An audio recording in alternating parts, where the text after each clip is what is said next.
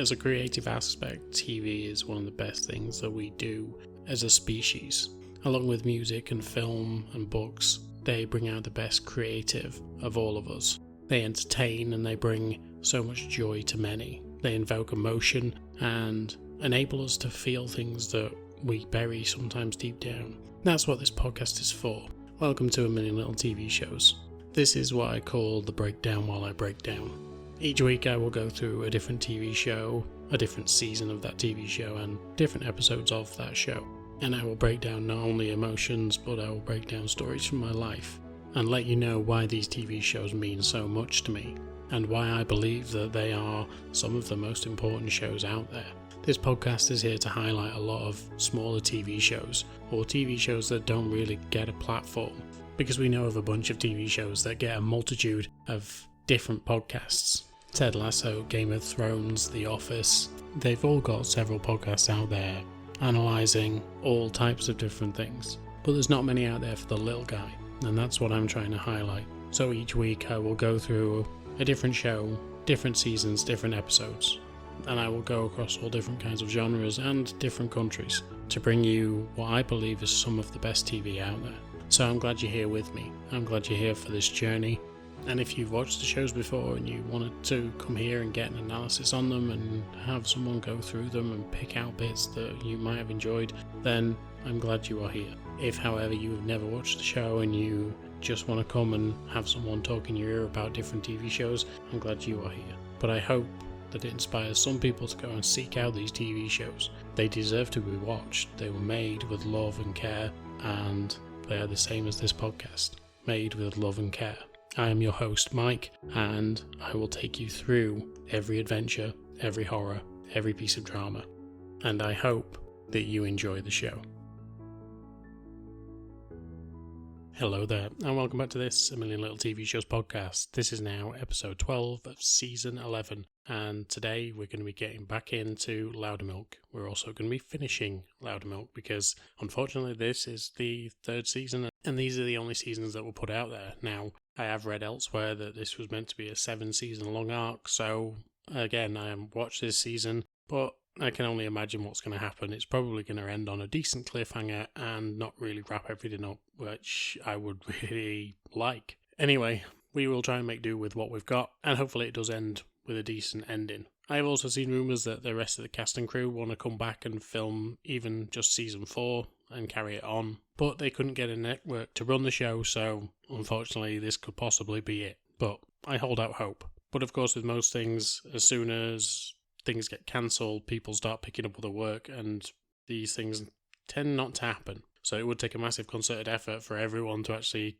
come back and do everything. So we'll see how it goes. Anyway, I want to talk about what I'm going to be doing next season as well, just while I'm here. I will reiterate this throughout the podcast as I did last episode, and as I will do in the final episode of this season, but I'm quite excited about it. Apart from the fact I've watched these shows before, but there are some things that I haven't watched, but I'm excited for because of the cast and just the general premise of it. So, let's have a look at those. So, next season, season 12, I will be covering The Lost Flowers of Alice Hart. Now, this is an Australian series, and Sigourney Weaver is at the helm of it. And Sigourney Weaver is such a fucking star. There is also Alicia Denham Carey, who has been in a shitload of stuff, including Fear the Walking Dead. So she's got some acting chops on her, and she's been in a lot of incredible TV shows and films. So I'm excited for that, even though it is a very heavy premise by the sounds of things. It's talking about domestic abuse, and it's going to be probably a rough ride, but I think it's a good story from what I've read, and,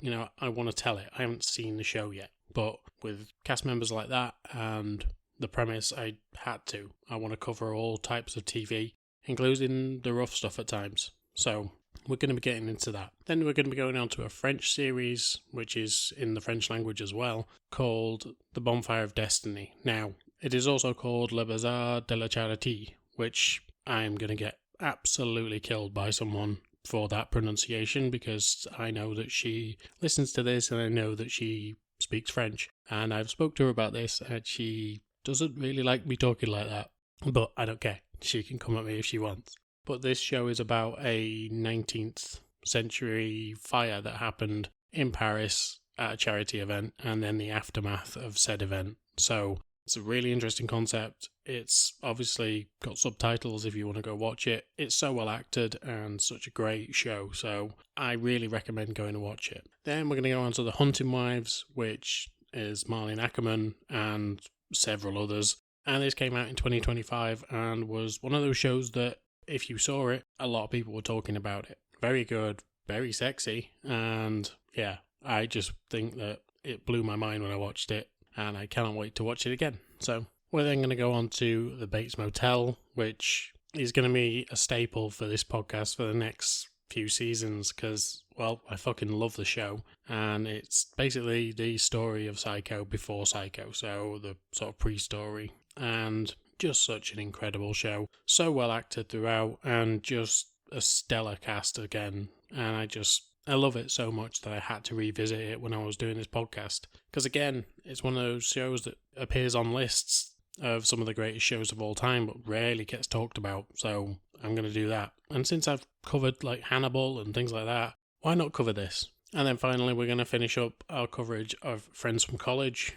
Obviously, as you know, I've watched this show now, and I enjoyed it. And I think it's funny. I think it's daft. I think it all cut through the Hunting Wives and Bates Motel really well because it'll just give us that bit of levity. And then finally, I'm going to finish off season 12 with Around the World in 80 Days, which is the story of Phileas Fogg and his incredible journey in a hot air balloon. Now, such a fun show when it came out, and there was hope for a season 2, but I don't think it's going to happen. But so well told, such an incredible story, and yeah, it's a real bit of fun to finish off that season. So quite heavy season at the start, but towards the end it becomes a lot more fun. But we'll get back to today now. So today we are covering Loudermilk season 3 episodes 8 to 10, the finale.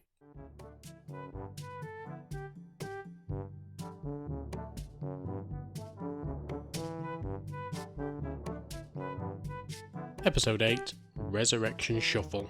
And so we see that Ben and Loudermilk are still doing their duties as sort of, well, Loudermilk is his brother, and Ben is sort of being a surrogate brother as well. They are looking after Clyde, and whenever Annette is in a sticky situation, they continue to look after him. However, it seems that things are getting a little bit on top of Annette, and Loudermilk is worried about this because it seems like his brother is being taken all over town and looked after by a bunch of different people, including Loudermilk and Ben, and that actually he's got no real parent in there. So Loudermilk feels a little bit sad for Clyde, as well as Annette, and the fact that he could be looking after him. But he also has his own worries to think about right now, because he's having issues with his card. His credit card keeps getting used, and he doesn't understand what's going on. He knows that this person who has took his card is eating at a restaurant every Tuesday night. And so when he speaks to the group about this, they suggest maybe doing a stakeout. Of course, he doesn't want the whole group there because the last time he took the whole group out, Jesus Christ, they ended up causing all manner of issues. So Loudermilk decides to go on his own. When he gets there, he confronts a woman who is sat at the table where Loudermilk is meant to be sat because they've checked in under their own name, and he starts yelling at her. Just as he's about to get escorted from the restaurant, it turns out that her date is in the bathroom, and when he comes out, we find out that Sam Loudermilk's dad is still alive. That wily old bastard basically faked his own death once he found out that Clyde was on his way and left Annette to raise him alone. It also turns out that when he was last with Loudermilk, he took his card and kept it as a spare and has only just started using it. But due to his stupidity in using it and the fact that he wasn't wearing his glasses apparently, so he couldn't see what name was on the card, it's now ended up tracking him down, and turns out he's been in town this whole time, including when he went to his own funeral and saw what Sam had said about him. So Sam, quite rightly, is fucking pissed off with his dad. And, you know, you fucking would be. You'd be furious if you found out that your dad was still alive. I totally would be. And especially when you've been looking after your little brother and the woman that he knocked up has been struggling so much.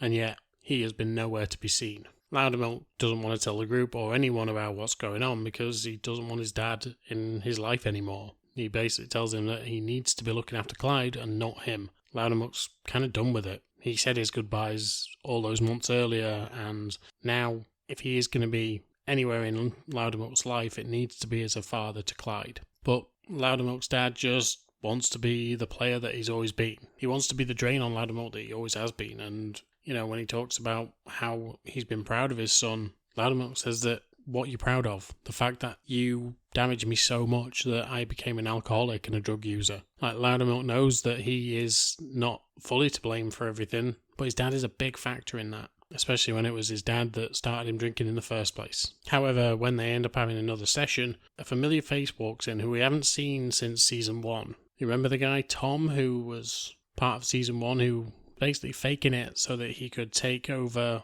his boss's spot so he could get the court-ordered paperwork signed for himself. And then he was taken under the wing of Cutter. Well, Cutter became manically obsessed with him. And it ended up with Cutter going to his work, telling everyone that he was an alcoholic. The guy got fired, he lost his flat, and he has been a wreck ever since. And now he has come back to the group as a genuine alcoholic because of Cutter's actions and, in some cases, his own. He didn't take responsibility for his own life, and he let it spiral and get out of control. And so he has ended up going full circle, or I suppose reverse circle in this one, because he's ended up at the group that he joined initially under a fake alias. And so when he's asked about what happened to Cutter, he says, well, he started talking about B&E, breaking and entering, and that he had this massive job to do. So Cutter has ended up probably in jail, and not for stalking this guy, but for other crimes.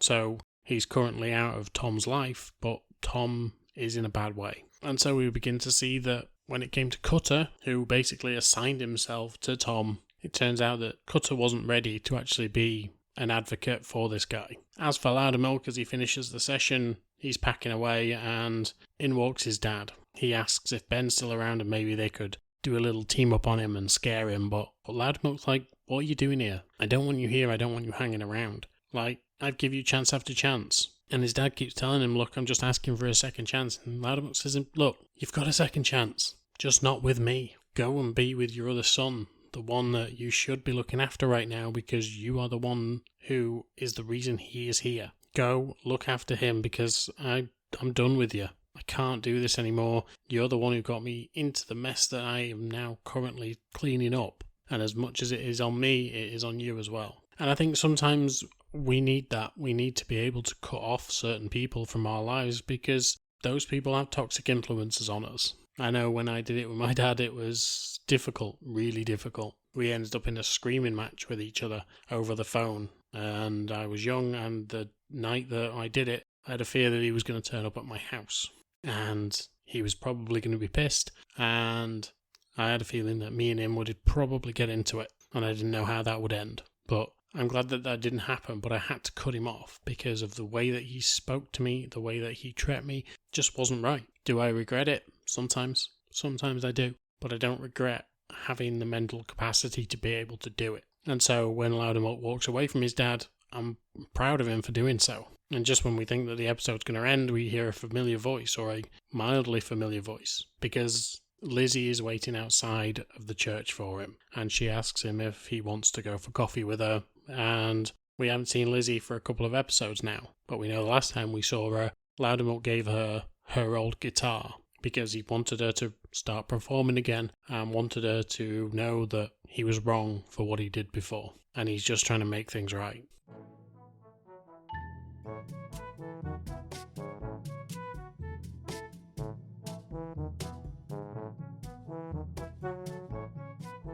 Episode 9 should have known better. So this episode has two stories going through it, and we're going to pick up from where we last left off. So, as we know, outside the church was Lizzie. She asked Loudermilk if they want to go for a cup of coffee, and he obviously says yes. When we get to the coffee shop, now we know that Loudermilk usually has something to say when it comes to someone working in a coffee shop. Because he's such a dickhead at times, he goes full-blown dickhead, but with what I'd say would be valid reason. Now, obviously there are rules to the cafe, and if you're told not to do something by your boss, you don't do it. However, in this case, it is a ridiculous rule, and when pointed out to this kid who actually says it to Loudermilk, you can understand why it's a ridiculous rule. So they're in a coffee house. Loudermilk has brought his own tea bags because he likes a specific tea that he knows that this cafe doesn't do.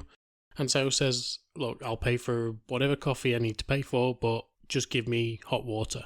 And the kid says, well, no, because it's hot and you might throw it in someone's face. And Loudermilk says, well, what if I got a hot coffee? Would you serve me that? And he said, well, of course I would. You see the irony. Or in this case, the morony.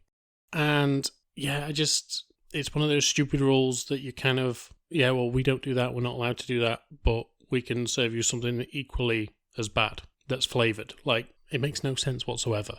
And it's not like he wasn't willing to pay for a full cup of something. It was just water he wanted, but he was happy to pay for a full coffee. Like, just do what the customer asks in that case. And eventually we see why Loudermilk and Lizzie are potentially going to get on really well. Because she essentially says, look, dude, just fucking give him the hot water. Like, it's on us, whatever happens, just give him the hot water. So she seems to have that no-nonsense personality about her as well. In a world full of nonsense, let's face it. And yeah, you can say health and safety and all that stuff, but what's the point? He could have ordered an extra hot coffee and thrown it over someone anyway, so it doesn't matter, does it? But anyway, these two sit down together and they begin to talk about what actually happened with the whole review and her not continuing to sing and the fact that she gave up once Loudermilk had done his review. But she says as much as she blames that, she looked inside herself and realised that, yeah, the review was probably the last straw, but at the time she wasn't feeling like she was in a place where she could continue with her career in the music industry, and this was her last shot. Once he ended up writing a review that he did, she thought, well, there it is, in black and white. My justification for not doing the things that people think I'm good at. A critic said that I'm not good, and therefore I must be not good. And so he says, well, you should get back into it. She tells him, well, I don't have a band anymore, so what would be the point? And obviously Loudermilk knows that he can get a band together pretty easy. He already knows a band, and he goes and speaks to them. When he speaks to Felix about it, Felix basically says, well, if you can get rid of Claire out of the band, I will put Lizzie in it, even though he's heard her sing and he knows that she's an incredible singer and guitar player. And of course, Loudermilk will relish to fire Claire from the band because he thinks she's trash. Not personally, but he knows that she's bad at doing the percussion side of things and she's got no rhythm. He thinks it's ridiculous that she's in the band, and so he goes over and tells her, look, you're done. Eventually, he and Lizzie get together and they start talking about music. They obviously both have a love for it, and throughout this episode, he kind of confesses that he only listened to her album the one time, because he says when you listen to truly great things, you have to listen to it a couple of times before you get how great it is, and she agrees with him. And it's here that he must have only heard her once, because once he's heard her again and again, he realises how damn good she is, and how damn good that album was. But because of their love of music and their closeness, you can see that they've been getting closer and closer. And again, I don't know who the guy was who was helping her out with her mother's house at the time, but he doesn't seem to be in the picture. And Loudermilk and Lizzie end up sleeping together. As for the other story, it's a little less joyous. Muggsy goes for dinner with his daughter. Again, the same daughter, Cappy, from before. And he seems to be having a really good time with her, getting along with her, and she says that her boyfriend is out of town and that she needs sort of a date to go with her to this corporate event that she's got going on. It's just a party, but she asks if her dad will go with her. He's thrilled by this prospect, and she tells him that even though there's anxiety there, she is excited about it. But that's the first real dig that she's had at him since this all came back together. And we see that it lands in his brain, but he doesn't know how to process it at that point. Even looking towards the side of someone and saying, is that a good thing or what? And the guy even looks trepidatious as if to say, I wouldn't be too sure on that one, mate. He tells the group about it, and he tells the group that they're getting on really well. Like, things haven't been this good for a long time with them. And he's super stoked about this event, and he cannot wait. He goes and gets his hair cut, and he goes and gets some flowers for her. When he turns up at the event, though, he's actually got these flowers with him, and, well, it looks like he's pulled them out of the ground because they've still got the dirt on them, and he didn't manage to get to the flower shop in time. So he's doing the things. It's the thought that counts, and he's always going to be a little bit rough and ready. Let's not forget he's an exterminator, and he's a man who works with his hands and has done for all of his life. This corporate stuff, this banking stuff, accounting, whatever it is that his daughter is doing isn't his world. And so we see once he gets inside, he tries to be chummy with the people that she's talking to, but not too offensive. He doesn't want to embarrass his daughter, but he wants people to like him as well, and by extension like her. She pulls him to one side and just says, look, just bring it down a notch. You're being a bit too much, and I just want to make sure that we all get on tonight and you're not seen as too much. And so he tries. You can see that he does. He sits down with her and they end up talking to another couple. While they're talking finance and God knows what, and Muggsy's sat looking at her like, I don't know what's going on here, but he's trying to keep engaged with the conversation as best as he can.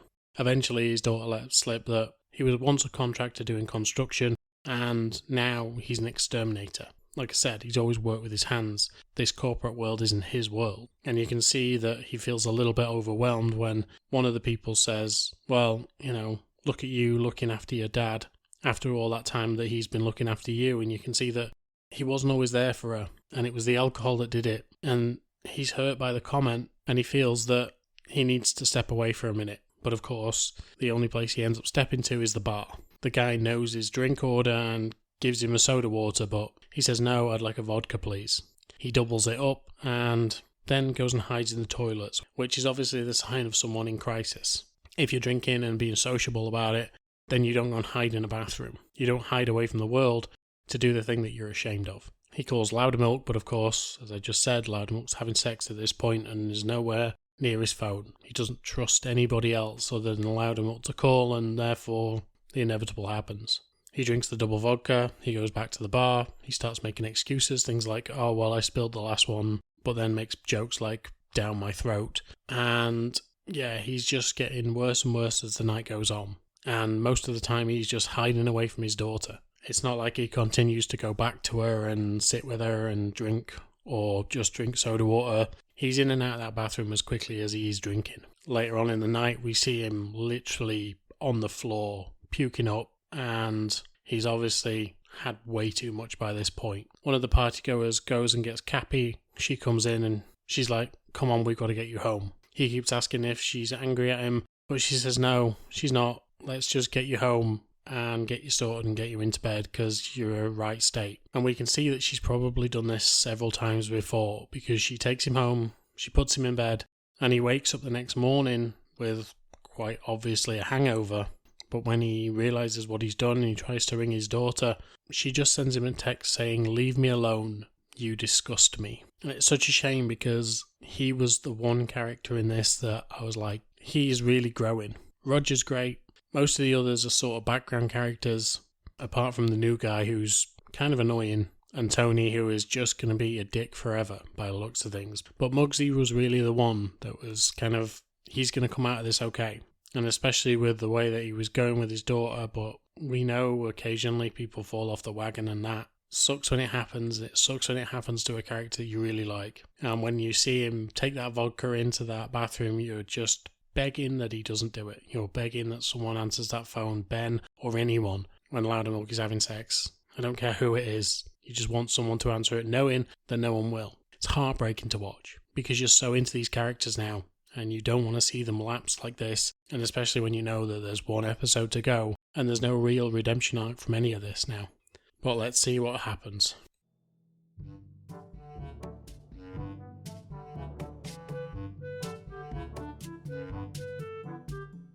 Episode 10, When I'm Alone.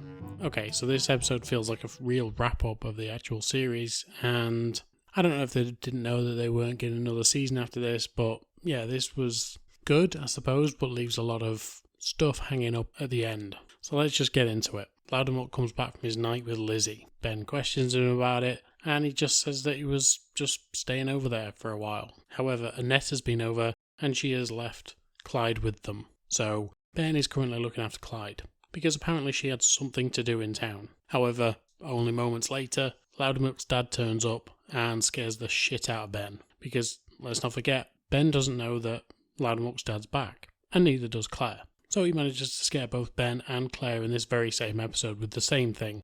He pretends to be a zombie. But it turns out that he is being more of a dad to Clyde than he ever was to Loudermilk, and has actually ended up marrying Annette, as well as securing a job for himself, and therefore he won't be sponging off Loudermilk and his credit card. So things seem to be looking up for both Annette and Clyde, and of course Loudermilk's dad is changing for some reason. Maybe it's because of the way that he treated Loudermilk for so long that he's finally realising that his impact on people's lives is quite large, especially his sons. And then we get to Muggsy. Muggsy breaks down in group and he tells the group exactly what happened and says how much he fucked up and that maybe he needs to quit. Loudermilk understands and says, look, we will stand by you, whatever you do, and we will try and help you through this. Muggsy says, no, I don't mean drinking. I mean this fucking group. What has it done for me? Every time I get a little bit forward, this drags me back. And I'm fucking sick of it. I've been coming to this group and what has it done? It's ended up ruining my life. Ruining my kids' lives. And he'll do anything to blame all of this on the group rather than himself and, as he calls it, the demon inside. And so he says he needs to go and get some proper help because this isn't doing the thing that he needed it to do. Loudermilk tries to talk him round, but he's having none of it and he walks out. And the group is just sat stunned in silence. Since Loudermilk has a girlfriend now, Ben believes that he's going to move out eventually. So Ben is preempting the whole thing and he has decided to start holding interviews for people to come in and replace Loudermilk instead of being blindsided by it and not having anyone to come in his place and then having to take the whole rent on himself. However, the candidates he's getting, well, we only see a couple of them, aren't exactly ideal. The first one that comes in is the homeless guy that Ben had to help last season, as well as in the first season when he knocked over his cart. And of course, straight away he is being a bother to Ben. Because, well, last time he was in Ben's life, Ben had to pay his premiums when it came to insurance and had to make sure that this guy got a heart bypass. Apparently everything's doing well on that front, apart from the fact that this guy is still living on the streets and now he wants to live with Ben. Ben obviously is not impressed by this, and Claire, who is helping Ben out, isn't either. This guy ends up leaving, and then the next few we don't see, but the final one ends up being the new guy. He comes in, he's telling them that he's going to downsize because, well, he wants a bit more money and he doesn't need that big house to himself. And he and Ben come up with some rules about what's going to happen in the house, and both seem to be quite happy with the arrangement, or the potential arrangement of him actually moving in there. At that particular time, though, Loudermilk is very unsure of what he's going to do with his future, because while he is enjoying the time that he's got with Lizzie, turns out it's not going to be that long. She tells him that she's thinking about moving because now that she's got back into music, she's hooked up with her old band again and they've shown interest in actually performing with her again. So she tells Loudermilk that she's going to go to LA and actually try this because she knows she's good enough, she's had an album before, and she's got a lot of support that she didn't realise that she has. And so it would make sense that she actually tries this properly again. And it's all thanks to Loudermilk. But of course, he's now got feelings for her. And it could be an issue with her going away, especially with his sobriety. Not to put that on her, that's not on her, that's on him. But he needs to make sure that he manages it well. But also the fact that she doesn't ask him to actually go with her at first. So that could affect the way that Loudermilk feels about the relationship as well. That this was just a stopgap for both of them and now she's going off and doing her own thing and he's going to stay where he is and look after this group. But speaking of the group, the next time we see them all together, Muggsy actually comes back. He apparently left his mug there and has decided to come back for it. Now, he could have come back at any time for this because, well, the group isn't always meeting. But he decides to come back at a time when it is convenient for the meeting being there because he needs help and he knows he needs help and he is reaching out. Even though he doesn't want to, even though he got angry at them last time, he's touching base. He's making it look like he needs something else, but so when members of the group start literally begging him to not leave, including one of the group members saying, look, you've got 3 options. If you walk out that door, you're either going to end up arrested, in a hospital, or dead. And none of them want to see that from him, and you can see how much in pain he is, and you just want to reach out for him. And that's exactly what Claire does. Claire's been someone that has been a great figurehead for this group throughout all 3 series. And you see that she instantly connects with Muggsy in the first series, and this brings it all back round to that. And so, just as he's about to walk out, you don't even hear her get up. You don't even hear any movement from her chair or anything. You don't see the camera focus on it. You just see her stood in the doorway. She reaches out her arms and he hugs her. She tells him not to go. I said a few episodes ago that Claire could be a good leader for this group if Loudermilk ever left, and this is more than enough evidence of that. She shows so much compassion for all these members they're all men, and they all treat her a little bit shitty at times. They're all misogynistic towards her, but she cares about every single goddamn one of them, and she proves it right here. by literally begging and grabbing someone and saying, don't go. We need you here. You are part of this group and we care and we love you. And so we never get a conclusion to what happens there, but hopefully Muggsy stays and realises that he does have work to do, but he can get there again. He was there before and he can get there again. And then Claire realises that the last time she needed help seeing who she was, Felix was there for her. And so because that night Lizzie and Felix and his band are actually going to be having a concert, Claire goes along and speaks to Felix. She thanks him for what he said the other night after the date that she'd had, and he said, I meant every word of it. He thinks the world of her, he thinks she's great, and he would probably like to pursue a relationship with her, but obviously she has a lot to go through and it's probably not the right time for her right now, but she could definitely get there. I think if she'd have had another season, she'd definitely have gone with Felix, because the kiss that she gives him is very telling. It's very tender, it's very caring, and it's not anything to do with friendship. It's one of, I see you, and not just yet, but soon I hope. And then after the concert, Loudermilk speaks with Lizzie. She asks him to come on a road trip with her to LA and be in LA with her, be her buddy down there. He tells her, look, as much as I'd love to, I can't. I've got responsibilities here. I've got the group here and I've got my brother here and I just can't. Unfortunately, it's just not going to work. And so he and Lizzie go off and they end up having a night together to say goodbye. And if you've ever had a night like that where you've had that goodbye, I've had one 14 years ago where it was electric and it never left me. And now the person that happened with is actually my wife. So it didn't end up being a goodbye in the end. It was an incredible see you later. But the next morning, Loudermilk goes home. Again, he needs to watch out for himself because of everything that happened between them. He needs to make sure that he doesn't pick up the bottle, doesn't take some pills or anything like that. He needs to keep his head straight. And with the crew that he's got around him, he knows he probably will. It's then, however, that he gets a call. He doesn't answer it because it's a New York number and he doesn't recognise it, so why would he? Eventually they call back. And this time, on the insistence of Claire, he answers it. And it turns out that the book that he wrote, a publishing company actually want to publish his book. And so the next season, I assume, would be about this book being published and Claire and Felix's relationship, his potential continuing relationship with Lizzie. What is Muggsy going to do? How's his relationship with his kids going to be? And what the rest of that group are going to do to support him. But I guess we'll never know. Unless, it's on Tubi right now, so they may end up producing another series, but they don't produce a lot. So, unfortunately, it may never come back. But I'll hold out hope for now.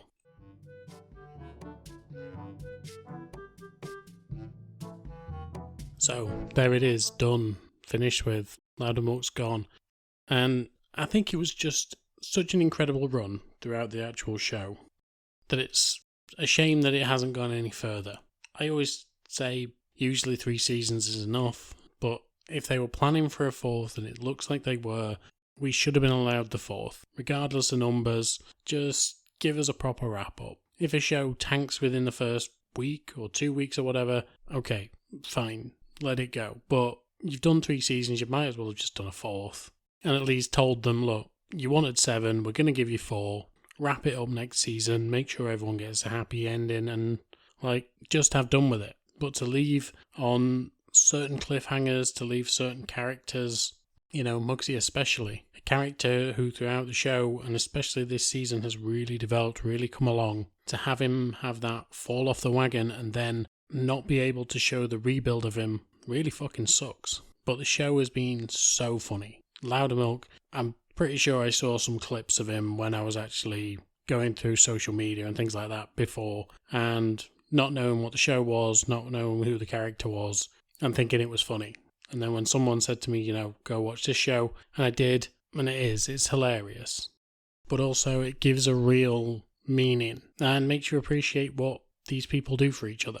They are there for each other, they are looking after each other, and they've become a family of sorts. And it is just a shame that we're not going to see these characters again and how their story ended. So as much fun as this show has been, I feel a little bit robbed by not having an ending. But then I don't have an ending to Mindhunter, I don't have an ending to Hannibal, I don't have an ending to this. So I should be fucking used to it by now. But yeah, it's It sucks when you get to an end of a series, and especially when you know there isn't a final wrap-up. As I've gone through, obviously I've finished A Million Little Things, I've finished The Newsroom, and they all had good endings. I've finished miniseries, which obviously have an ending because they were just a short series. But things like this, when it ends and there's no real definitive ending, fucking hell, it's rough. It's hard, because it's something that I will think about now, as I have done with the other series, and gone, well, what if there was a proper ending to it? What would that look like? And as of 2025, there is no answer. And this was done in 2020, so, I imagine that it's not going to happen now. Ron Livingston obviously moved on. He did A Million Little Things, and he's done plenty of other things as well. But anyway, I hope you've enjoyed this journey with me, and I hope you continue to come along with it. We've got plenty more to go at in the coming weeks and months, and I really cannot wait to get into it. But as for today, I am done. Next week we'll be covering the final episode of Mindhunter, or the final 3 episodes of Mindhunter, and then we're done with that as well.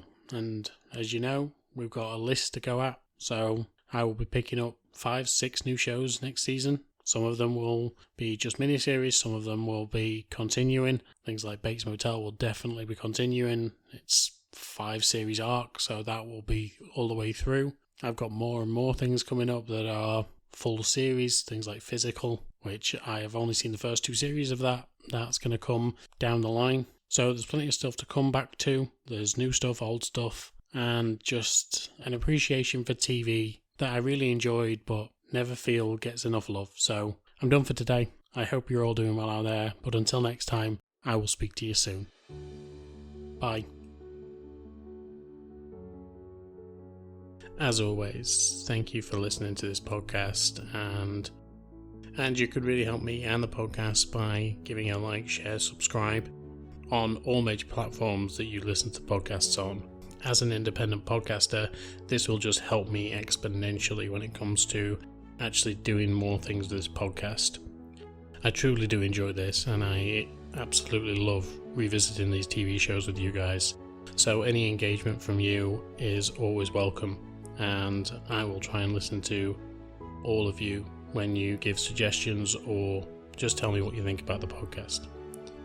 But once again, thank you for listening, and until next time, I will speak to you soon. Bye.